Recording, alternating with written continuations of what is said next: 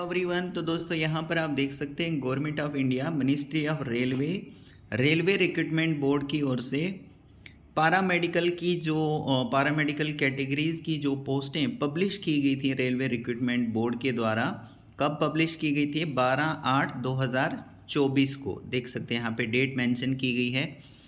और ये जो यहाँ पर पोस्टें पैरामेडिकल कैटेगरी की पब्लिश की गई थी, उसमें जो भी यहाँ पर कैंडिडेट्स जिन्होंने लेज़र सर्जरी की है, मतलब अपनी आँखों के रिलेटेड में यहाँ पर आपने कोई सर्जरी करा के रखी है, या फिर any other surgery procedure to correct the refractory error को करेक्ट करने के लिए कोई भी अदर सर्जरी आपने की है, तो ये यहाँ पर B1 की पोस्ट के लिए पहले तो यहाँ पर एलिजिबल नहीं थे, मतलब वो अप्लाई नहीं कर सकते थे।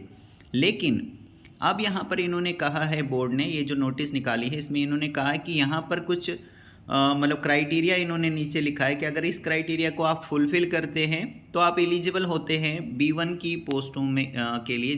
जिन भी पोस्टों में B1 का मेडिकल रखा है उन पोस्टों में अप्लाई करने के लिए आप एलिजिबल होते हैं। सबसे पहले देखिए क्या लिखा है। Number 1, no complications related to lasik surgery are observed in the candidate. तो लेजिक सर्जरी के रिलेटेड में कोई भी कॉम्प्लिकेशंस जो हैं वो आपको नहीं होना चाहिए। नंबर 2 लिखा है कि आपको जो लेसिक सर्जरी है उसमें लेसिक सर्जरी कराए हुए आपको कम से कम मतलब 1 साल आपको हो जाना चाहिए। और 1 साल की ये जो मतलब लेसिक सर्जरी है इसका आपको सर्टिफिकेट भी वहाँ से मतलब लेना है, जहाँ से भी आप कराओगे तो वहाँ से आपको ये सर्टिफिकेट ले लेना है और उससे ये पता लगेगा कि आपको 1 साल मतलब हुआ है, कम से कम 1 साल तो हुआ है, ठीक है ना। Should be at least 1 year duration. तो 1 ईयर का ड्यूरेशन जो है लेसिक सर्जरी को हुआ होना चाहिए। इसके अलावा नंबर 3 पे लिखा है कि जो रेजिडुअल कॉर्नियल थिकनेस है वो 425 माइक्रोन से लेस होना चाहिए। Should not be less than, sorry यहाँ पे लिखा है should not be less than. तो 425 माइक्रोन से कम नहीं होना चाहिए आपका रेजिडुअल कॉर्नियल थिकनेस। तो ये जब वहाँ से जहाँ से भी आपने लेसिक सर्जरी कराई होगी वहाँ पर सारी जब टेस्ट वगैरह आप कराओगे तो वहाँ से आपको ये सारी चीज़ें पता लगेंगी।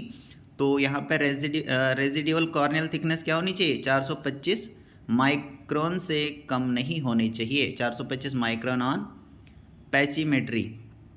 उसके बाद यहाँ पे लिखा है नंबर 5 पे देखिए, fundus should be normal. Fundus normal होना चाहिए और कोई भी एविडेंस नहीं पाया जाना चाहिए। No evidence of progressive eye disease, ठीक है। तो ये यहाँ पर कुछ क्राइटेरिया बताया गया है। अगर आप इस क्राइटेरिया को फुलफ़िल करते हैं तो जो भी पैरामेडिकल की